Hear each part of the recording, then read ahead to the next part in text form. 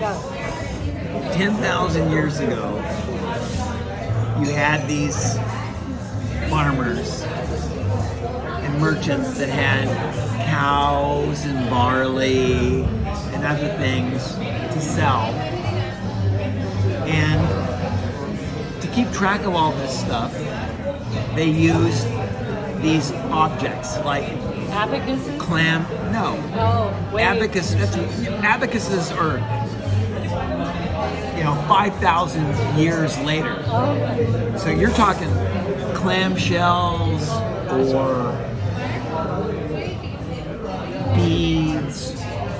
They had these objects. I understand. And they would use these objects because writing was not invented yet, numbers were not invented yet, and that's how they kept track of things. They did their accounting in that way. Then somebody had this really smart idea of taking one of these objects and pressing it into a clay tablet to give an impression in the clay tablet.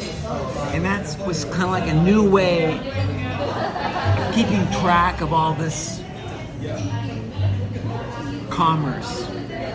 The barley, the goats that were for sale, the cows that were for sale. And then eventually, many years later, people invented writing. So they would make marks in clay tablets instead of these impressions from objects. And then numbers were invented. The zero was invented.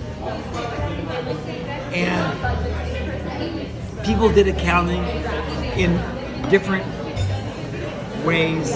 In Europe, they used Roman numerals.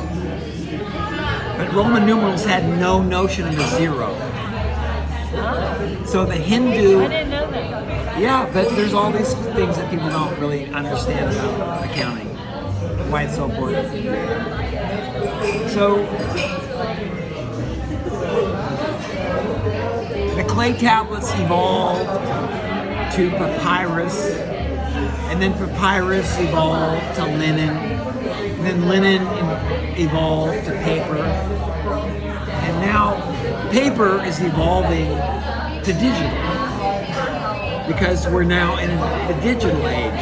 The entire society is moving from analog accounting to digital accounting. Where does Piccoli come into all this? Huh? Where does Piccoli come into all this? Piccoli. He was like, accounting started between 7,000 and 10,000 years ago. Piccoli came into the scene. An Italian.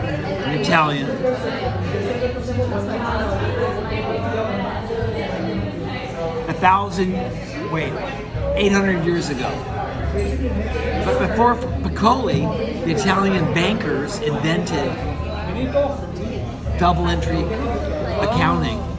Piccoli, all he did was document this, and then once it was documented, it spread like wildfire around Europe because Piccoli created a standard way of doing double entry accounting.